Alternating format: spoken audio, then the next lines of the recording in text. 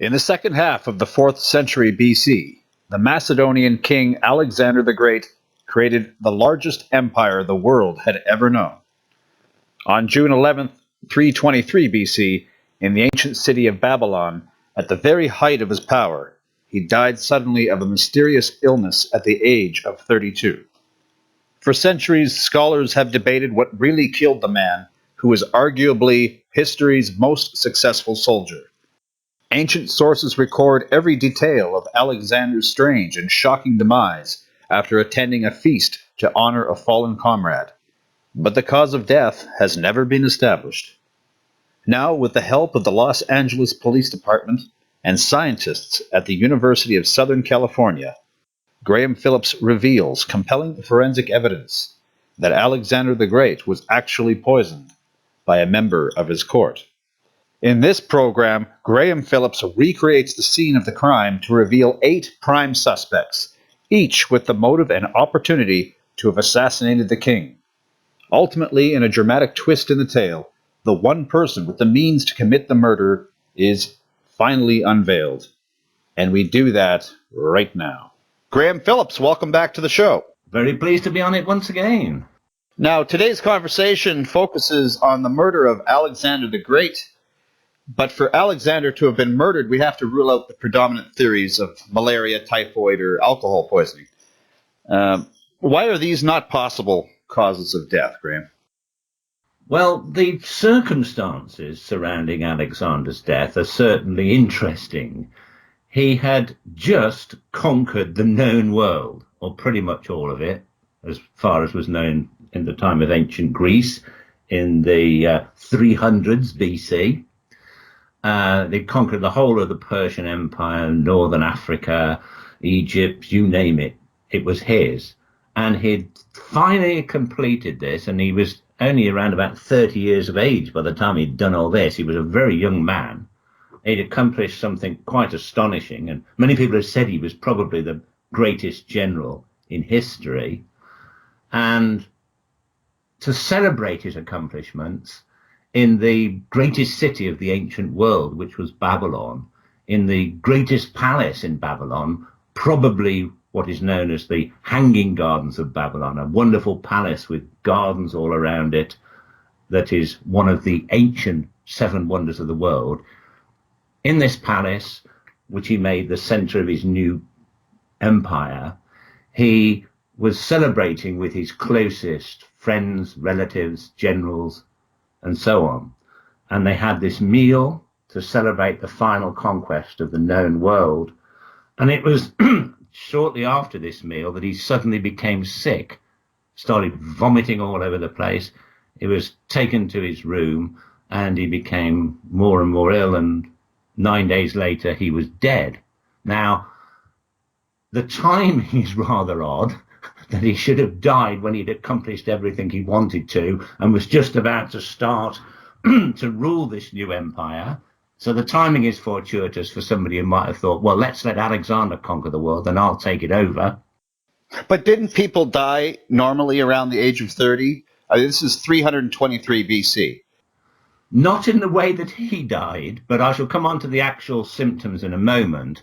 But he could, the general theories out there are that he could have had some sort of sickness. Malaria is one of the possibilities, although the way that the symptoms are described doesn't sound much like malaria. It could have been tetanus. In those days when you're fighting and getting wounded, and he had been wounded not too long before, you could get tetanus. It could be something along those lines. There's something called Nile fever, which it could have been. And one theory that a lot of people have had is he basically drank himself to death. He was a notorious alcoholic. I mean, he wouldn't make decisions until he was out of his face half the time. God knows how he managed to win. He said he was contacting the gods. But he could have had alcohol poisoning. He could have, I mean, if you drink too much, it can affect your pancreas and you can get pancreatitis, which has the effect of everything you try and take down, food or drink, you immediately throw it back up again. Now, today, they can put people on an intravenous drip so that once the pancreas has calmed down and the stomach's calmed down over a period of days, you come back to normal. But then there was no intravenous way of giving him liquids, and he could have died by throwing up and couldn't take any water and died of thirst. So there are those are the kind of theories that are around how he died. But when I actually looked more into the symptoms described by authors at the time, I began to suspect that he might have been murdered. In all murder cases, determining the killer always starts with motive. Who stood to gain the most from Alexander's death? Just about everybody at the table Right. around him on this last meal.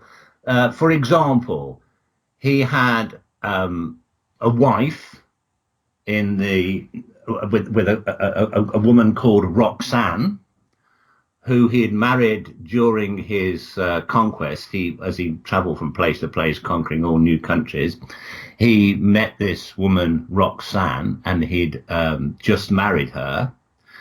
When he got back to Babylon, which had once been the center of the Persian Empire, he decided to make himself legitimate as a ruler of the Persian Empire. He would marry the daughter of the Persian king who he had killed not so long before. And so there was her who was sitting around the table with him. She was jealous sick of Roxana, who in turn was jealous sick of Statira, her name was, who he married. Now, one of them was jealous because the other one was the official queen, and the other one was jealous because he loved and slept most of the time with his wife, Roxana. So, okay, there could be a love thing going on. Also, Alexander was bisexual. He had male lovers too. And there were various men that could equally have been jealous of him and jealous of each other. Then you've come to the generals. He had one general called Ptolemy, who after Alexander's death took over the southern part of his empire, basically Egypt and northern Africa. Yeah, now when I looked into it, it seems to me that Ptolemy gained the most from the death of Alexander the Great. He certainly did. He gained the most stable of the kingdoms.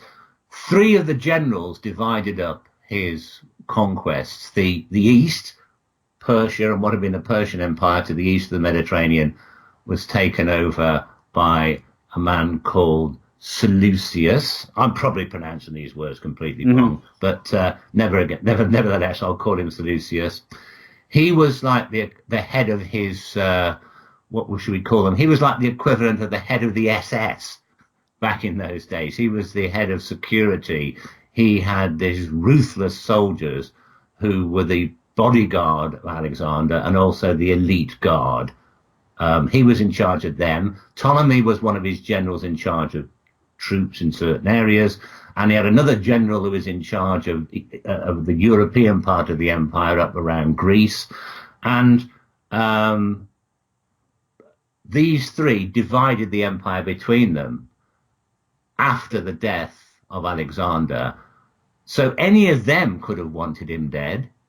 But as you say, Ptolemy was the one who ended up becoming a pharaoh of Egypt. And so all the pharaohs of Egypt from the early part of the 300s, when I say late 300s, remember you're talking BC, so you're talking back in time. So like 320 is the late 300s, not the early 300s. But from about then onwards, Ptolemy he made himself pharaoh of Egypt, and all the kings of Egypt thereafter, although they kind of went native and adopted Egyptian religion and so forth, were all actually Greeks. And one of Ptolemy's descendants was Cleopatra, pretty much the last independent ruler of Egypt before the Romans took over. And she isn't actually Egyptian. She was a Greek queen of Egypt. So, yeah, so there was a lot of people sitting around that table with Alexander who would want him dead, including his own mother and his own brother. Well, let me add one last thing there. Ptolemy went to great lengths to retrieve the body of Alexander the Great and brought it into Alexandria. That's right, yes. And it's actually the strange circumstances surrounding Alexander's body that first began to make me think that there was foul play involved. After Alexander died, remember, this is the man that had been virtually worshipped as a god by all his subjects. When he died, all the generals and his brother and his mother and his wives and everybody kind of got together and were arguing about who was going to rule the kingdom next and who was going to take over. And in fact, some people said, oh, well, Alexander said I should be. And another one said, no, he told me I could be. And the fact is that Alexander never chose a successor. So it really left the whole thing in a mess. His body, while this arguing went on for days, over, I think it was about 2 weeks this arguing went on, Alexander's body was just left unceremoniously in a nearby hut, where it just stayed. So while everybody argued about him, he wasn't laid out in state or anything. He was just dumped in a shed somewhere. Now, this is the interesting thing. After they eventually decided how they were going to divide up the kingdom, the empire, they thought, oh, what about Alexander's body? We better bury it somewhere. And one lot of people said, oh, we should take him back to Macedonia, where he came from, north of Greece. Others said, no, he should be buried here in Babylon. And Ptolemy, as you've just mentioned, said he should be taken to the capital of Egypt at the time, Alexandria, named after Alexander. And they all started arguing about where the body should be taken. When they went in to view the body, remember, it's been lying in hot conditions, out, not sealed up in a cave somewhere, not in a lead coffin, but just lying there in hot conditions, as you'd get in Babylon is basically near where Baghdad is in Iran now. Sorry, Iraq. Sorry, I meant Iraq. Yeah, where Baghdad is in Iraq, it's just a few miles south of there. And when they went to the body, they suddenly found that everyone was thinking, well, it was going to be a bit moldy by this time. It was perfectly preserved. It wasn't rotting. It didn't smell. No one had done anything to it to preserve it or embalm it. And everyone thought that this was a sign that Alexander was must have been a god. The fact is, we have so many accounts of the events because Alexander surrounded himself with chroniclers, people who would write up his entire story for posterity so that, he would never be forgotten. And so we have lots of different accounts from different eyewitnesses that his body hadn't rotted, which is odd. But of course, at the time, they took this as a divine sign. But even then, believing that he might have been a god after all, because his body wasn't rotting, they started arguing about there was at one point an idea of chopping it up into 3 parts so it could be buried in the 3 different areas of of the empire after his death. But eventually Ptolemy stole it, bunged it on a wagon, and rode off into the sunset. And that's how it ended up being buried somewhere in Alexandria. And to this day, no one knows exactly where that was. The body not rotting, you feel that this is a vital clue? Yes, it is. Because when I first read this, I thought, wow, that's odd. So if it was just been one chronicler saying this, you could say, well, he's just mystifying Alexander. But there's a number of them, including people writing about him who didn't even like him, that said this was quite miraculous. So I thought, okay, we've got eyewitnesses. This seems to have happened. So what I decided to do was to go to a guy who was a forensic examiner, a retired forensic examiner who had worked for the LAPD. And I got in touch with him when I was staying over in Los Angeles for a while and said to this guy, I explained what I was doing, and I said, is there any circumstances in which a body being laid, it's in the heat of the desert of Iraq, and the time of the year and everything else. I said, is it possible that those conditions, that after a couple of weeks the body wouldn't have rotted or putrefied or something? And he said, well, the only thing that I can think of that might account for it, I showed him the actual, the accounts that had been written in ancient times. And he said, well, the only thing that if I'd found a situation like that in those conditions, the first thing I would have thought is that this man had been poisoned. And I said, well, what do you mean poisons? Why? He said, well, certain toxins, if they get into the blood, and it's something that doesn't kill you straight away, so it permeates most of the body and kills you over a period of days, make it such that the bacteria that cause decay won't start eating the body, basically. The bacteria will keep away. In other words, he'd been sort of disinfected. So he said, if I found a body under those circumstances, I was examining a body and those were the conditions, my first suspicions would be this man is either irradiated, which obviously wouldn't be the case then, or had been poisoned. And that's what started me off with my investigation into the possible death of Alexander the Great by murder. Before we get into the suspects, a lot of people are wondering, because there seems to be some confusion. Was Alexander the Great Greek or Macedonian? Both. He's actually Macedonian.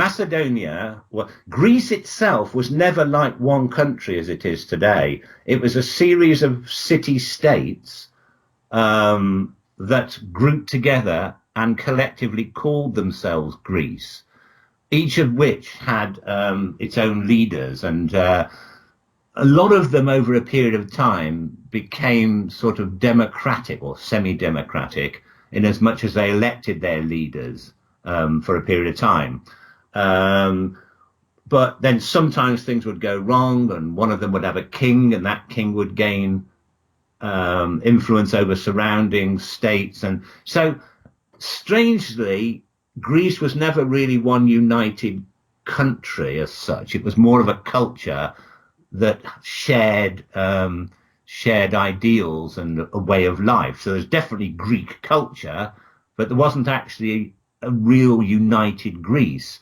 Macedonia was a Greek, in other words, Greek in as much as it had Greek culture, but a separate country just to the north of Greece proper that we have it today. So although he was born in Macedonia and the son of the Macedonian king Philip, allegedly, a lot of the Greeks accepted him as the king of the rest of Greece. So he started off as a king of Macedonia, but didn't really conquer Greece. They kind of looked to him to become their leader.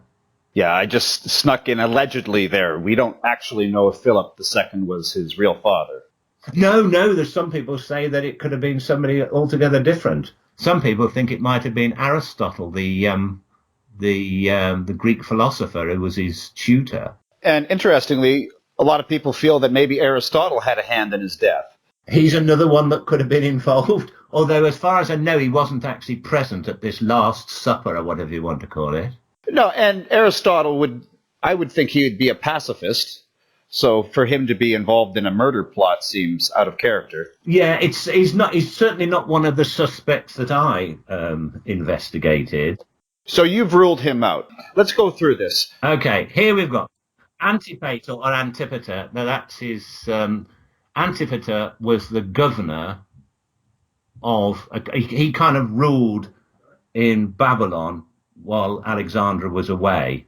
So he was one of the people that could have been involved. He was one of the people took over one of the areas of the empire after his death. The one person who's probably would seem to be head on the list of suspects is a man called Perdiccas.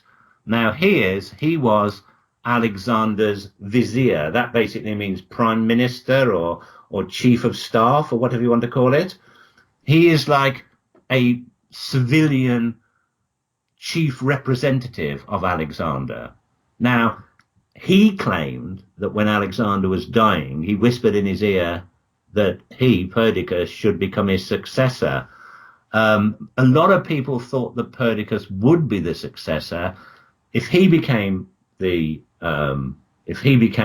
new king or emperor. Then the three main guys who would be fighting it out as generals, Meleager, Seleucus, who I mentioned before, and Antipater, you just mentioned, Antipater, or however you say him, that Perdiccas would be a kind of would be someone who they could all kind of accept. So Perdiccas was probably the most likely person to succeed him, except he died pretty quickly, and that was the end of that. But not before he could have been responsible for killing Alexander. He seems to have had the most to gain from it.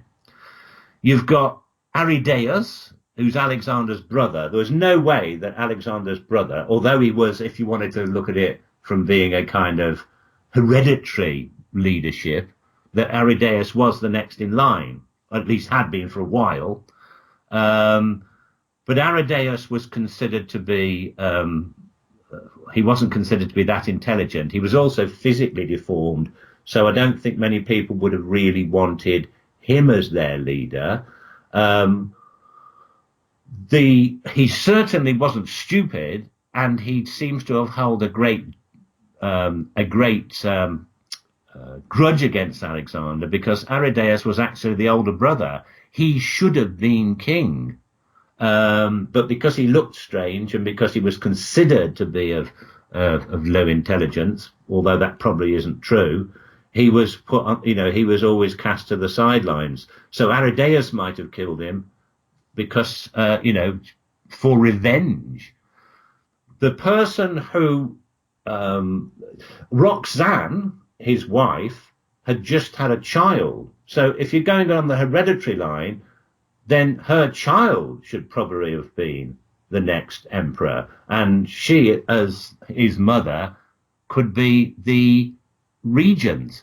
But from the point of view of the vast majority of people who belonged to his empire, who had been under Persian control, who were Persians, the person they would look to succeed Alexander was his new wife, his second wife, the daughter of the previous king of Persia, Statira. So you've got all this lot. And then you've got another woman involved called Barsine, and she had been Alexander's concubine, who he'd promised to marry and make queen right from his early years. She was sitting around the table too, so she might have got really sick of the whole thing.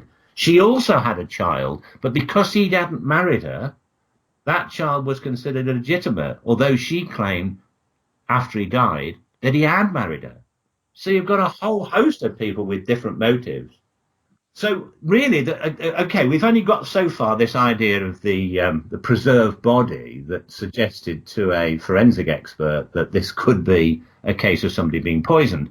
Okay, he could have accidentally consumed something which caused toxins throughout his body, which meant that the bacteria weren't going to eat him. Well, he drank unmixed wine, according to Plutarch. Indeed, he did. And basically, drinking unmixed wine is not the sort of thing many of us would do today. In other words, it was pretty vile stuff. He hadn't put water in it. It had been pretty heavily fermented. But then again, he'd been doing this for the last 10 years. So the fact that he should have suddenly died then doesn't necessarily mean that it was the wine that killed him. But there are a number of the actual symptoms that he suffered are completely are explained in great detail by a number of different eyewitnesses. First of all, he was sick and he went to bed. Okay, that could be anything. The next morning, he seemed to be getting better, but then he started vomiting again and was sick, and he started shaking. He started getting better again, but then for a while, then he went into convulsions. This again could be something that was caused by alcohol withdrawal, if it had been alcohol that had made him sick in the first place. And whatever was making him sick, if he couldn't drink alcohol, if he was an alcoholic and had been for a long time, convulsions is a symptom of severe alcohol withdrawal. But then what happens is he goes into a state where he can't talk. His jaw locks, and he's kind of like trying to talk to his physicians, but can't speak to them because his jaw is completely immobile. That sounds a bit like tetanus. Yeah, now we're back to tetanus. Now we're back to tetanus. So you've got a possibility, as he got tetanus, as he got sick because he's drank too much, he gets tetanus, he keeps being sick, so he's also getting alcohol withdrawal. Yeah, possibly. Then, if you get tetanus, you're out for weeks if you don't die. But the next morning, he's up and about. In fact, on the fourth day, I think it was, he actually got out of bed and started walking around the grounds of his of the Hanging Gardens of Babylon or whatever he was. And everyone thought, oh, he's better. But then later that night, he started being ill again. Back to bed, on comes the lockjaw. Now, that does not happen when you get tetanus. You're stuck with your lockjaw and you're ill until you either survive or die, and get better or die. You don't get it and then goes away and it comes back again, which sounds a bit strange. Then after a few more days of getting weaker and weaker, and he was shaking and his lockjaw and so forth, and then eventually he dies after 9 days. Now, the fact that he had lockjaw that went on and off can't be tetanus. So I asked this forensic expert, I said, look at this. What do you think of this? What could cause lockjaw to come and go like that? And again, this is described by more than one chronicler at the time. And the sickness, he said, there is only one thing I can think of that would cause that. And he said, strychnine poisoning. And I said, why is that? He said, well, part of strychnine poisoning is it causes the jaw to lock, in the very, very similar to tetanus. But if you've only had a certain amount of strychnine, not enough to kill you, the jaw will lock, you can recover again. And then if you have some more, it'll go back. So all the symptoms, he said, corresponded to strychnine poisoning, but over a period of days. In other words, somebody gave him some, or he drank some, or had some, then it got better, then somebody gave him some more. So if he was killed by strychnine, somebody had to be close by him to keep giving it to him over the days until he died. And would the strychnine explain the preserved body? Strychnine would explain the preserved body. In fact, I went to see this forensic guy, and he actually took me to a museum of forensic pathology just outside LA, and they've got films of it's quite gruesome, but they've got films of laboratory mice being given different poisons and seeing what happens to them. I suppose that you have to have this in the, if you're going to be learning to be a pathologist and watch this stuff. But I thought it was pretty horrible to have to watch poor rats being given poisons and then seeing what happens to them. But he showed me one where there was the effects of strychnine on a rat, what happened to it. I mean, you couldn't tell its jaw was locked, but they've got the rat 2 weeks later, or 2 or 3 weeks later, after being left outside somewhere, and it hasn't been eaten by bugs or anything, and it's not rotted through the bacteria. If that is, the strychnine is being fed to somebody over a period of time. If he'd just had a big gulp of it in one go and it killed him, the strychnine wouldn't have been able to get throughout his whole system in order for that to happen. But if he had been fed the poison gradually over a period of days, then it would have permeated his whole system, just like this dead rat that I saw that hadn't rotted after a few weeks. So yes is the answer to that. And strychnine was readily available during that period, or someone could get their hands on it? No, and that's what makes it interesting. If they'd have poisoned him with hemlock or something like this, which is freely available in the... But he would have died much quicker had it been hemlock. If it was hemlock... Again, it depends. You see, a lot of these people back in those days were pretty good with herbs for herbal medicine and all sorts of things, far better than most of us are today. I mean, I wouldn't know how much of a berry I could eat without dying, and what would make me sick and what would just make me high or whatever. But back then, herbalism was pretty much all they had in a way of medicine. So a lot of people, certain people, were well versed in how much of a substance to give somebody, a mushroom, how much would make you high, how much would kill you, how much could work as an anesthetic, and so on. So somebody who knew how to use something could kill somebody straight off with hemlock or anything else, or could kill them over a period of days if they wanted to make it appear to be an illness, say, rather than if he just fell down dead straight away, people could cry, murder, murder. But if he dies over a period of time and seems to get better, then maybe people would think it was an illness. So the fact, so hemlock or something like that might kill you straight away, or it depends how much you had. And it's the same with anything, really, except for something like aconite, which is a flower that even the smallest part of it will probably make you drop dead pretty much straight away. But strychnine, the interesting thing is, was not available in the Middle East or in anywhere in Greece. Strychnine comes from a tree that only grows in India.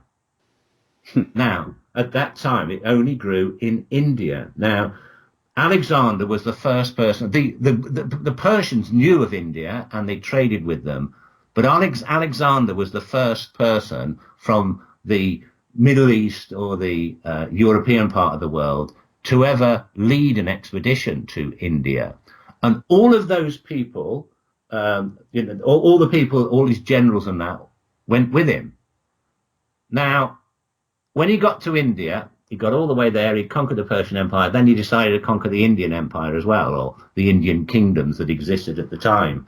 But unfortunately for him, it looked like his army was going to rebel and throw him out if he did this. They'd gone too far. They'd been away from home for too long. They thought this was just too much.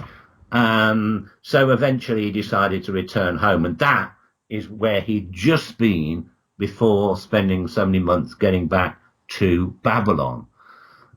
And it must have been there that somebody acquired strychnine from the strychnine tree. So does that rule anyone out? Yes, it rules certain people out. We've got 8 prime suspects so far. Of those, we have these 3 generals that I was talking about. And we have these 3 wives, or one of them a concubine, and we have the brother, and we have Perdiccas, who was the kind of prime minister. It rules out Aridaeus, his brother, because he wasn't there. Doesn't mean he couldn't have got some from somebody when he came back, but kind of rules him out a bit. It also rules out Statira, who was back home in Persia before he came back and decided to marry her. So there's a couple of them that are ruled out. 2 of the women were with him all the time, and so were his 3 generals. And I believe Perdiccas was around a lot.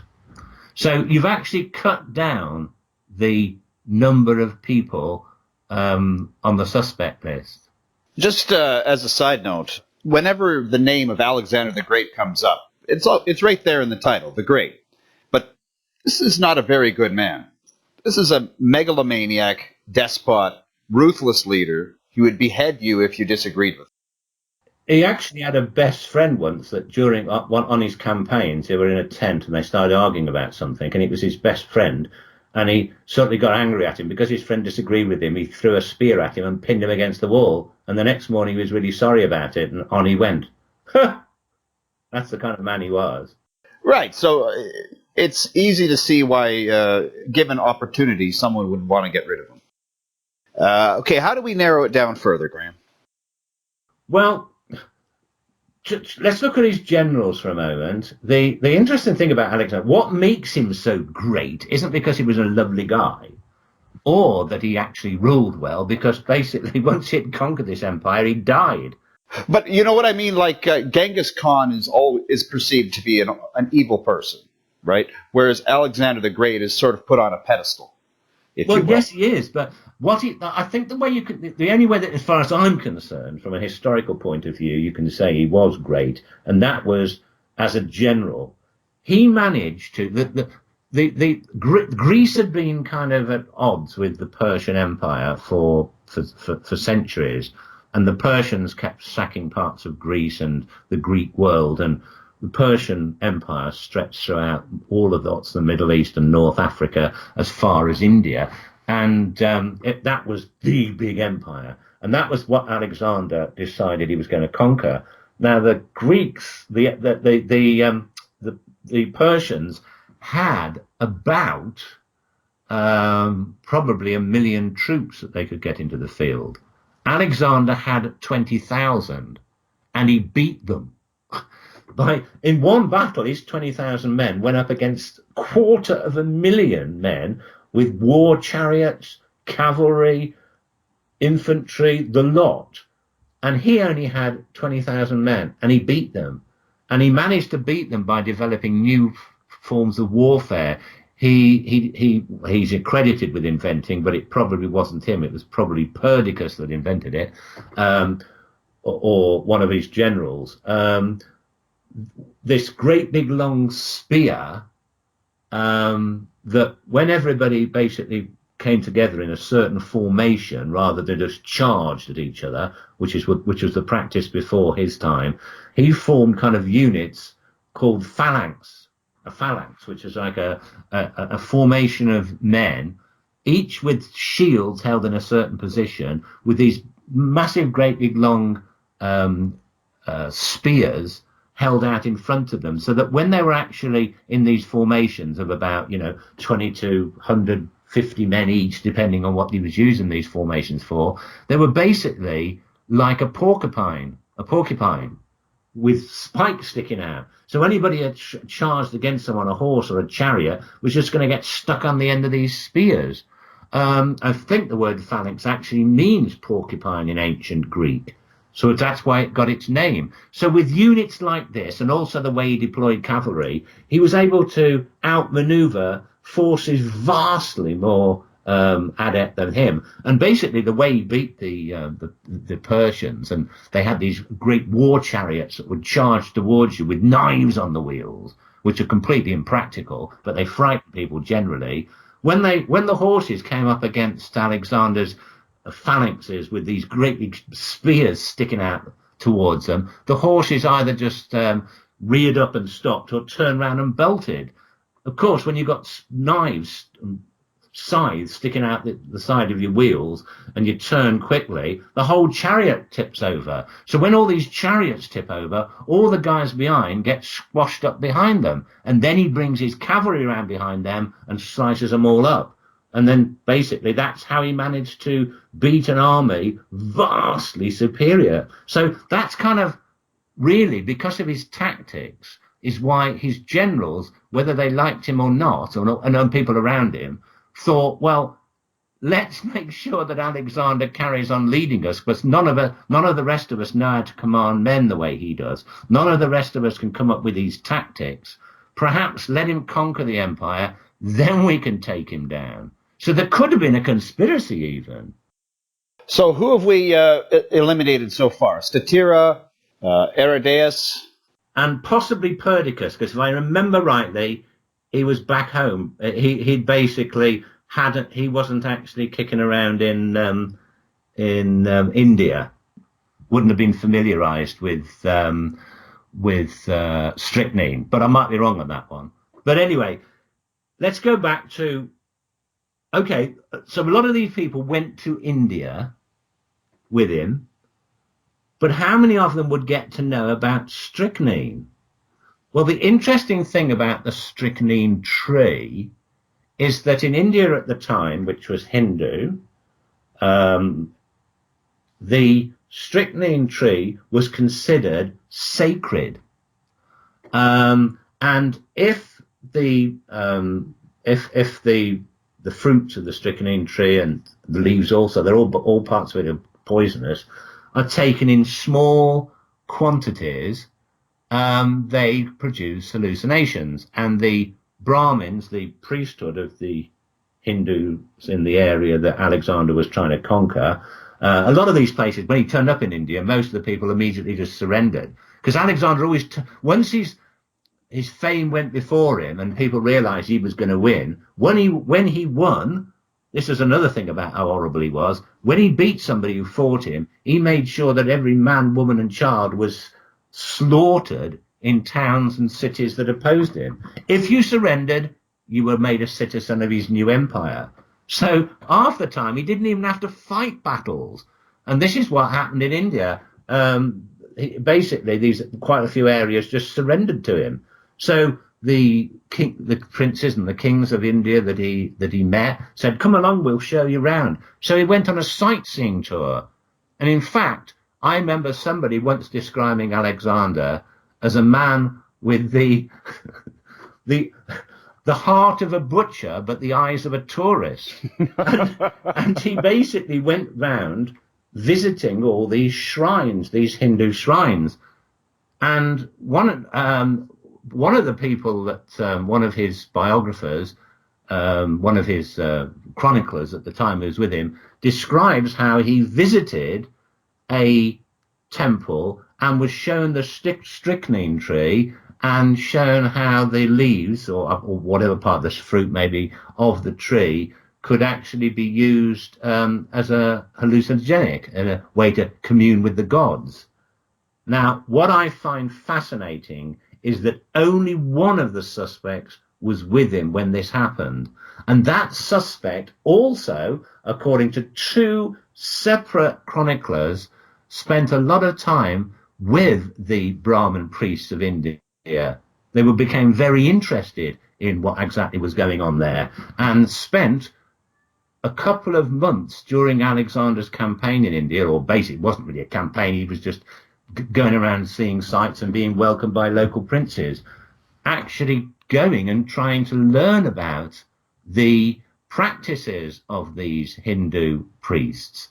So would have known all about strychnine and all about exactly how it was used, and was the only person really of all that lot that was there and had the opportunity, if you like, to discover exactly all about strychnine. None of the others were involved with these shrines. None of the others, well, a lot of them were actually looking after their troops.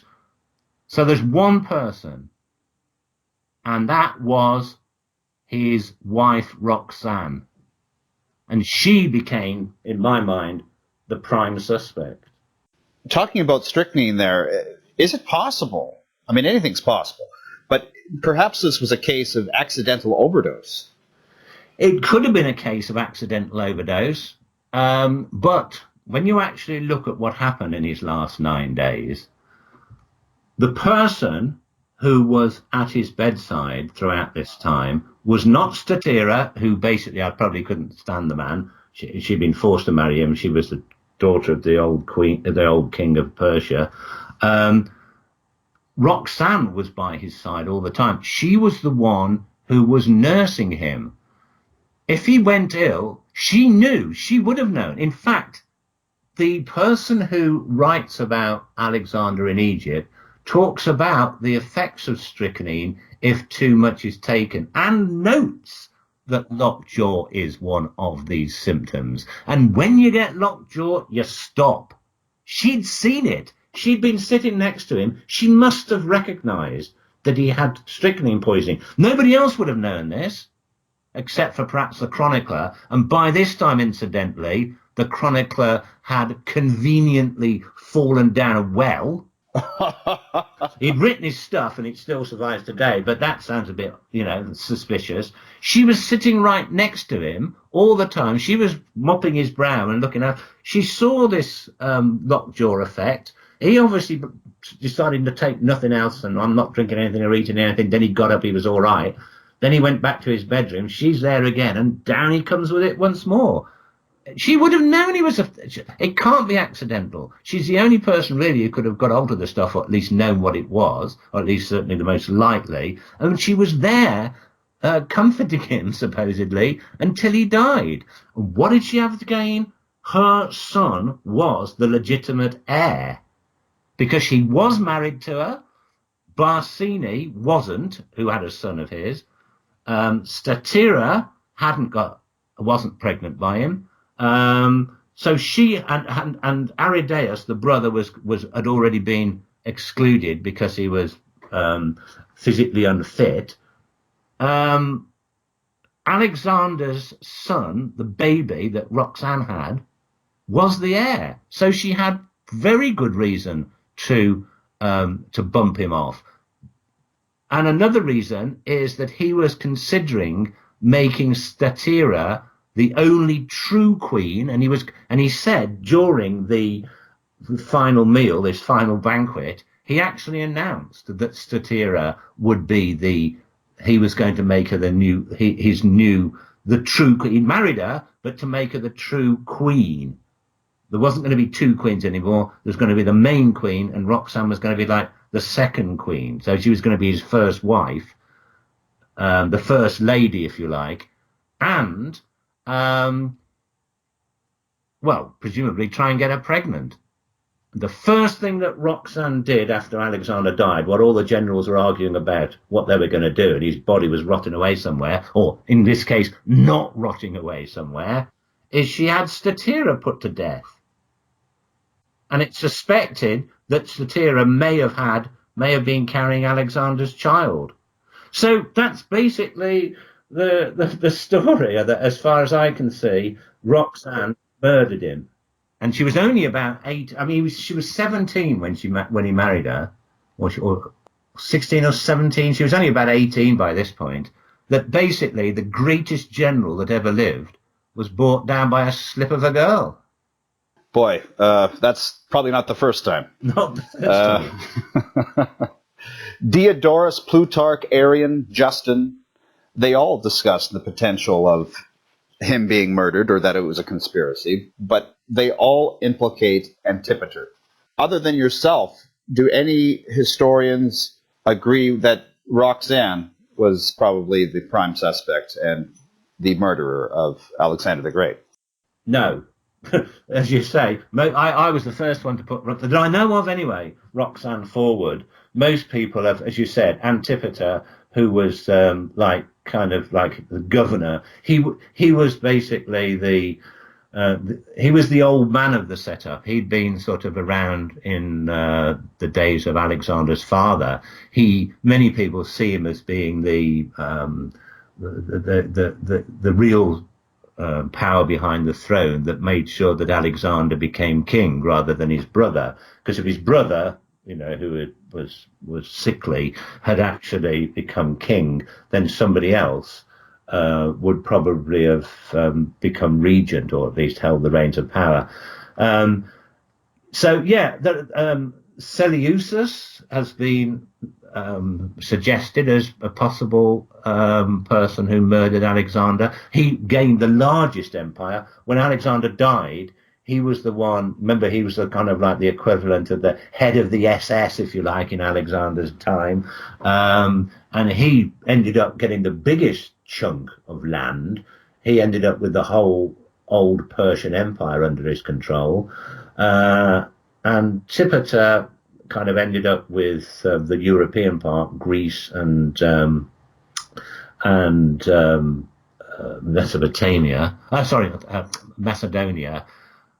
And Ptolemy, who doesn't actually end up on my list of suspects, because although he ended up with the best kingdom, he was just one of Alexander's chroniclers. And he was a soldier, but he didn't really play a major part in the campaigns. He ended up basically getting Egypt because nobody wanted it.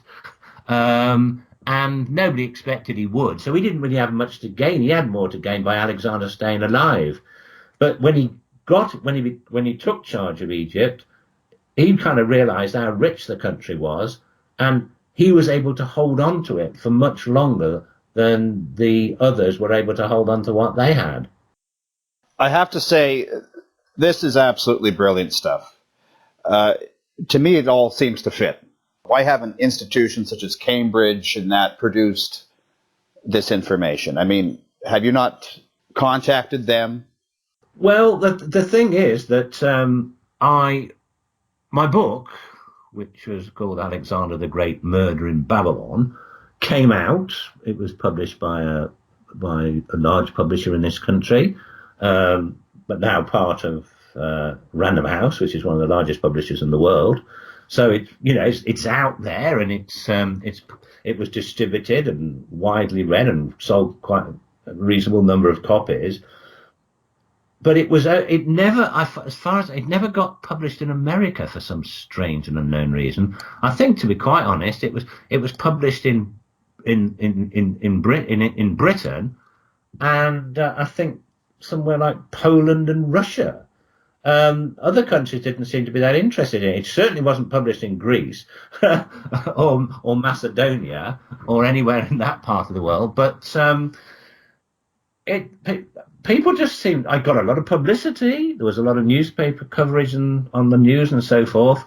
But people didn't. Nobody came up with any argument against it. Some people said, "Oh no, I still think it's this or that," but nobody kind of chopped my theory down and said, no, this could not be because, and it was just pretty much ignored. And I think what tends to happen, what a lot of people who aren't involved in doing historical research don't realize, and that is you get two types of people doing research into history.